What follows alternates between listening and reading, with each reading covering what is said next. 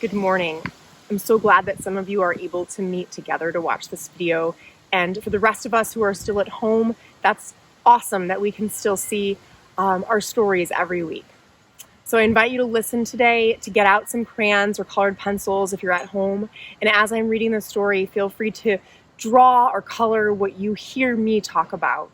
Any picture that you're feeling, any colors that you're feeling, as you listen, you can read that.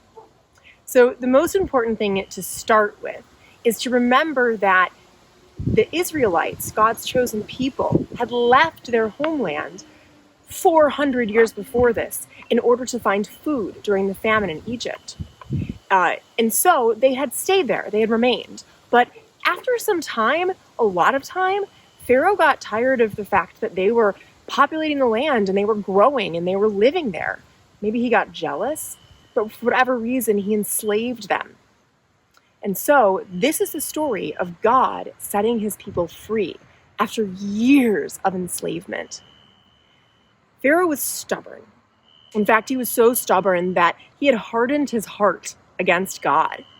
The Israelites had been slaves for so long that God wanted to give them the land that he'd promised their ancestors.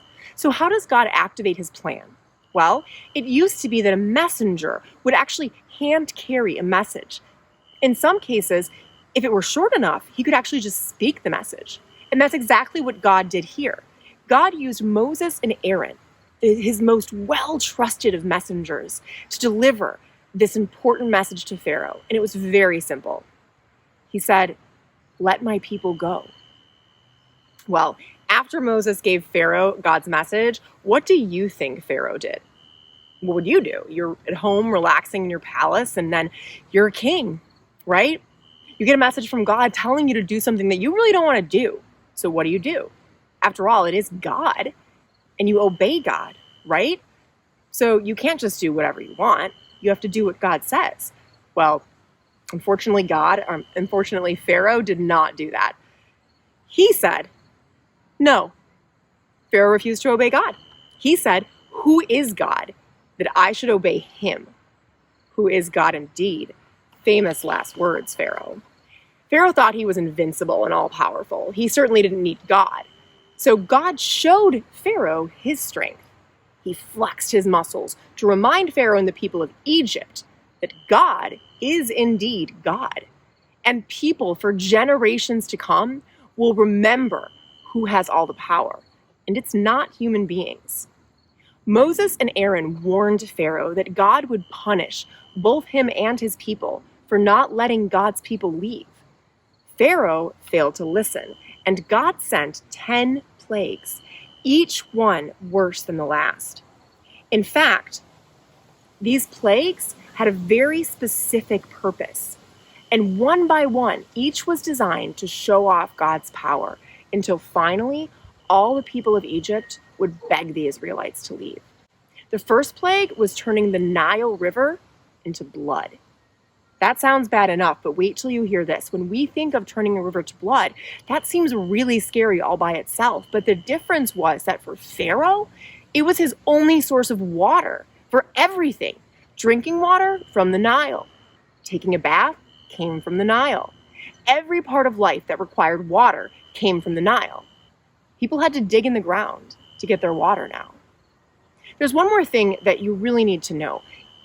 God sent this particular plague, not randomly, but because, well, he was showing off his power over the gods of Egypt, including the Nile River god. The people of Egypt worshipped Hapi, god of the Nile River. That's right, the Egyptians had a made-up god that ruled over the Nile. They would sing to this river god, praising him.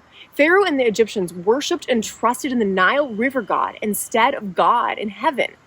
They trusted and worshipped in a god someone had made up. By turning the Nile River into blood, God was proving his power over Hapi, the supposed god of the Nile River. So those 10 plagues, well, does anybody remember what the next plague was? God sent frogs to cover the ground. When you looked down, all you could see were frogs. Tons and tons of frogs. And guess what? The Egyptians had a frog god too. A frog god? To think They were worshiping and trusting in a frog god instead of trusting in God. Wherever an Egyptian turned, whatever he touched, he found slimy frogs everywhere. The croaking of them filled the air. Well, all these frogs every which way frightened Pharaoh, and he asked Moses and Aaron to pray to their God to remove this nuisance, promising that he would free the Jews after all. So Pharaoh doesn't believe in God, but he trusts that Moses and Aaron can speak to him, that he exists. It's so weird. God sent the frogs away, but Pharaoh still did not let the people go. So what happened next? Gnats came. Flies came. A plague came on all of the livestock. This plague was a sickness across the entire land, and it killed most of the domesticated animals of Egypt. But what actually embarrassed the Egyptians was seeing the Israelites' animals entirely unhurt. You see, all of these plagues affected only the Egyptians, but not the Israelites. But Pharaoh still hardened his heart and would not let God's people go. So next, God sent boils, horrible scabs and painful skin irritations all over. Then, hail. Listen to this. Moses announced to Pharaoh that there was going to be a hailstorm of unbelievable violence sweeping across the land. No living thing, no tree, no herb was to escape its fury, its anger. Safety would be found only in the shelter of their homes. People must lead their animals into a shed or a stable. Some of the Egyptians listened, but the reckless and the stubborn left their cattle and their servants in the fields. When Moses stretched forth his staff, the hail poured down violently. Deafening thunder over the earth and lightning from the heavens ran like fire along the ground. People and animals died on the spot. The herbs were scattered to the wind, and the trees lay shattered on the ground. But the land of Goshen bloomed like a garden where the Jewish people lived. Pharaoh sent for Moses, and this time he admitted his sins. The Lord is righteous, he said, so he does believe in him. And I and my people are wicked. Ask the Lord, for it is already too much that there should be no more thundering and hail. I will let you go, and you shall stay no longer. So after the hail situation ended, Pharaoh seemed to soften, and he asked which of the Israelites, how many, would leave to follow God into the desert. Remember, God stopped the hail, so it was time for Pharaoh to let his people go. Well, Moses and Aaron told him absolutely everybody, but Pharaoh suggested only the men should go, and all the women and their possessions and the children, well, they should remain in Egypt. Pharaoh, do you not get it? Of course Moses and Aaron didn't take that deal. So on comes locusts, swarming everywhere. Never in the history of mankind had there been such a devastating plague of locusts. It brought complete ruin upon Egypt, which had already been thoroughly ravaged by the previous catastrophes. Again, Pharaoh sent for Moses and Aaron and begged them to pray to God to stop the plague, and so God sent a strong wind that drove the locusts away. This was not pleasant stuff. Would these horrible plagues change your mind about listening to God? Each plague was worse than the last, and each time God sent Moses back to Pharaoh to give him a chance to let his people go. God kept giving him chances, but Pharaoh still refused to listen. The 9th plague was the plague of darkness. In Exodus 10, 21-23, God tells Moses to stretch out his hand over Egypt. When Moses does, darkness will cover Egypt for 3 straight days. Not just regular darkness, not just nighttime, but complete and utter darkness would envelop a thick and impenetrable veil over all of the land. So, do you know what God was doing now? Well, remember those gods we talked about before? He was directly challenging Pharaoh. You see, the Egyptians believed that Pharaoh was a family member of the god Ra, who was the god of the sun. It was like God was saying, Pharaoh, you think you're powerful. You think that you're a relative of this sun god. Let me show you who the real sun god is.